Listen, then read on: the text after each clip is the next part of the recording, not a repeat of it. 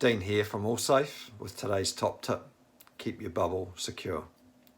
This follows on from our last session where we spoke about the importance of positioning and also safe distance. Remember, only a fool breaks the 2-metre rule. If unsure, extend it to 4. So that was our safe distance rule.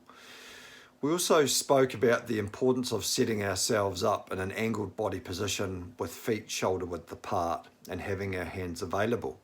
And I invited some comment or feedback on that position, and I'd like to thank those persons who messaged me with their ideas around how we might utilise that stance, and certainly some of those were very entertaining, particularly in terms of using it in a customer service environment.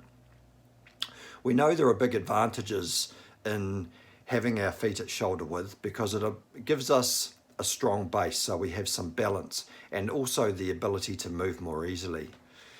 Having an angled body position minimises target areas from a physical threat, but it also sets us up in a really positive stance to open up lines of communication.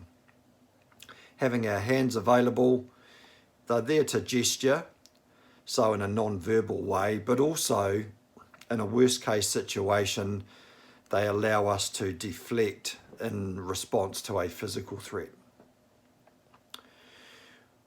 Today's announcement by the government, where they will talk about a move back to level 2, means that a lot more of us will be out there in the community dealing with other people.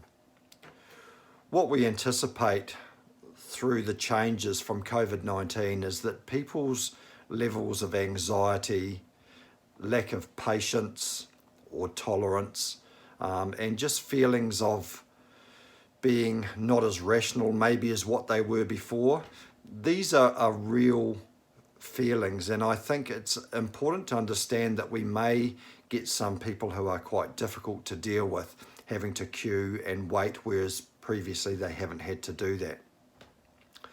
So today what I'd like to share with you is our top tip around keeping the bubble secure. The way in which we do that is if somebody steps into our space and makes us feel uncomfortable, let's just step away.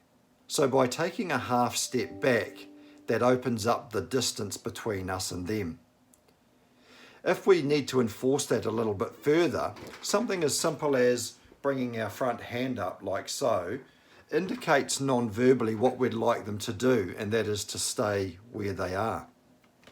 We can accompany that by a statement to rationalise that gesture, something such as, sorry, I'm just trying to follow the distancing guidelines. But keep it light, establish that rapport with them, but it sets some boundaries around what you'd like them to do. And remember, keeping our bubble secure is really, really important. So today's top tip: keep your bubble secure. Remember, step away. You're responsible for your own safe distance. Step back if you need to. Use your non-verbal techniques to back that up. Thanks for joining me today. I'd like you to visit me again this week. I'll be coming back to wrap up the series and also to present a special offer in relation to providing some safety training. So don't miss it. Look forward to seeing you then. Thanks for joining me today. Take care out there. Stay safe.